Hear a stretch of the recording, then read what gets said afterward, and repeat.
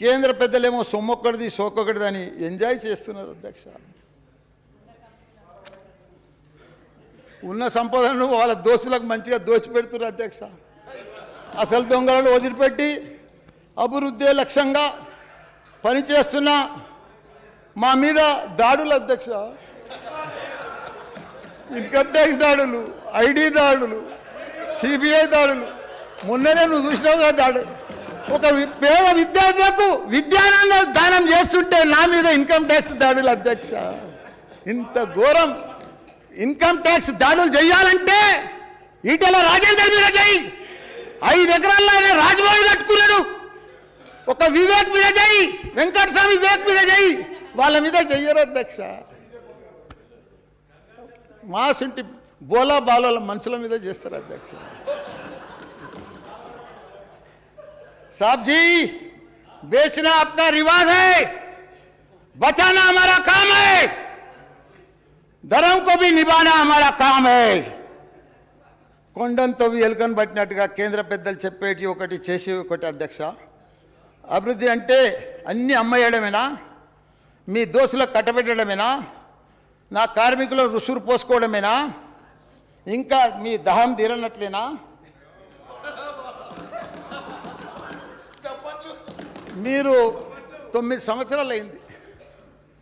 19 లక్షల కోట్లు ఎగగొట్టి మంచిగా ఒక నీరజ్ మోడీ, ఓ విజయ్ మాల్యా, రకరకాల మనుషులు మంచిగా విదేశాలలో బాగా ఎంజాయ్ చేస్తున్నారు. మీ అండదండలతో మంచిగా ఎంజాయ్ చేస్తున్నారు. పంచభూతాలను కూడా వదలదు రక్షక వీళ్ళు.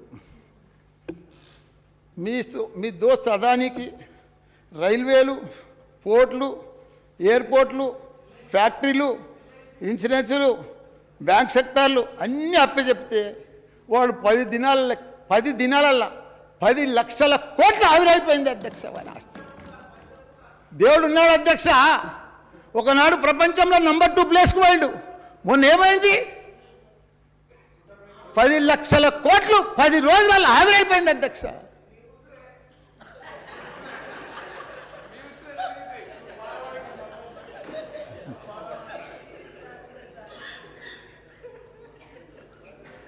నేను కూడా అధ్యక్ష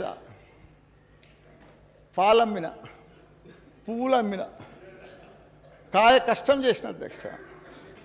చెమటొడిచిన, హాస్పిటల్ పెట్టిన, మెడికల్ కాలేజ్ పెట్టిన, పేదలకు సేవ చేసిన, యూనివర్సిటీలు పెట్టిన, స్కాలర్షిప్ మీద పేద పిల్లలకు విద్యని ఇచ్చిన, ఎంపీ అయినా, ఎమ్మెల్యే అయినా, మా దేవుడి కేసీఆర్ దయతోటి ఇవాళ కార్మిక శాఖ మంత్రి కూడా అయిన అధ్యక్ష. మా శాఖ అభివృద్ధియే భాగంగా ఆయన ఆశన సాధన కోసం కృషి చేస్తున్న అధ్యక్ష. కానీ నాలాగే మన ప్రియతమ ప్రధానమంత్రి గారు ఛాయ్ అమ్మిండు, సీఎం అయ్యిండు, పిఎం అయ్యిండు అధ్యక్ష. కానీ దురదృష్టం ఏమిటంటే మనం నమ్మినాం అధ్యక్ష ఆయన.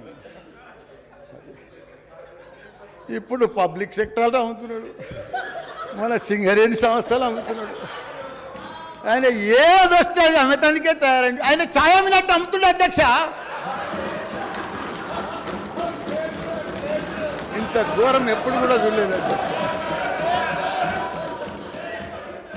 మన తెలుగింటి ఆడపడుచున్నది నిర్మలమ్మ, మన తెలుగువారి కోడలు. అటు పుట్టింటికి ఇటు మెట్టింటికి ఇంత అన్యాయం చేస్తామని మేము ఎప్పుడు ఊహించలేదమ్మా. పెద్ద ఫైనాన్స్ మినిస్టర్ మన ఊర్లోకి వచ్చి కామారెడ్డి కాను రేషన్ షాపుల ముందు వచ్చి ఫోటో దిగిపోతుంది అధ్యక్ష. మీ ఊర్లోనే అధ్యక్ష. ఇంత ఘోరం ఎప్పుడు చూడలేదు అధ్యక్ష. ఓ సెంట్రల్ మినిస్టర్ నువ్వు ఇంత ఘోరం మనం చూడలేదు అధ్యక్ష.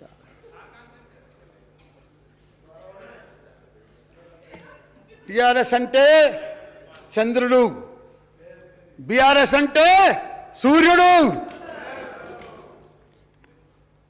మన ఈ తెలంగాణ గడ్డ ఉద్యమాల అడ్డా అధ్యక్ష.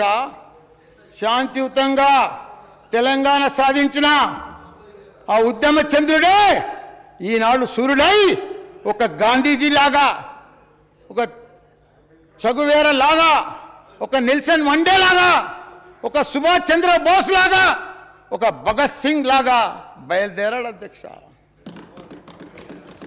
అప్పటి ఆ చల్లని చంద్రుడు ఆపడమే మీ వల్ల కాలేదు. అప్పటి ఆ చల్లని చంద్రుడినే ఆపడం మీ వల్ల కాలేదు. ఇప్పుడు ఈ మండుతున్న సూర్యుడిని ఆపగలరా? ఆయన కోపాన్ని మీరు చూడగలరా? చూసి తట్టుకోగలరా? కేసీఆర్ దెబ్బకు ఢిల్లీ అబ్బానాలే.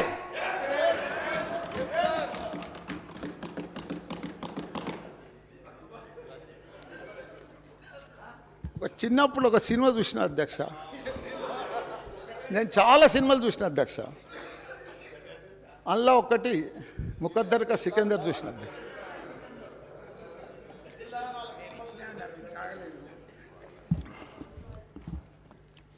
అందులో అమితాబ్ బచ్చన్ చిన్నగా ఉంటాడు, 8-10 ఏళ్ళు అప్పుడు. అధ్యక్ష ఇనాలే, మీ బర్త్డే ఇవ్వాలా మీరు బాగా.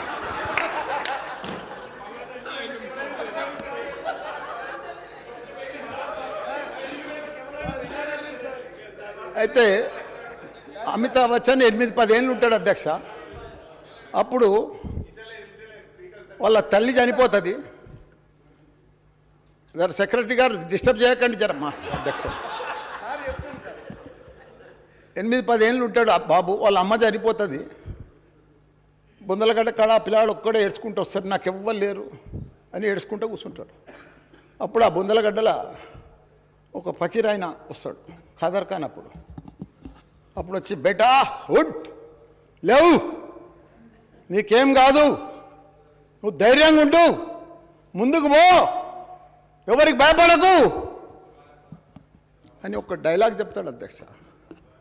తక్దీర్ తెరే కద్మో మే రహే తో ముకద్దర్ కా భాషా బనేగా అంటాడు అధ్యక్ష.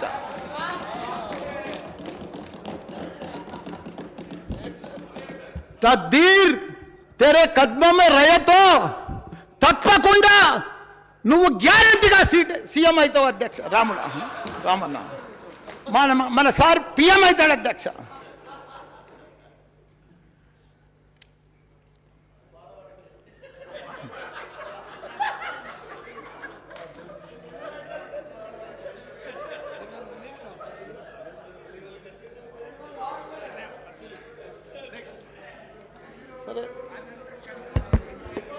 మినిస్టర్ గారు, 2023 సంవత్సరంలో ఈ శాఖ ద్వారా 27,75,00,000 రూపాయల ఆదాయం వచ్చింది.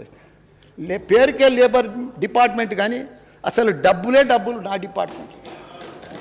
మీరు నమ్మరు అధ్యక్ష, నా తన 1800 కోట్లు ఎఫ్డీలు ఉన్నాయి అధ్యక్ష మా డిపార్ట్మెంట్లో.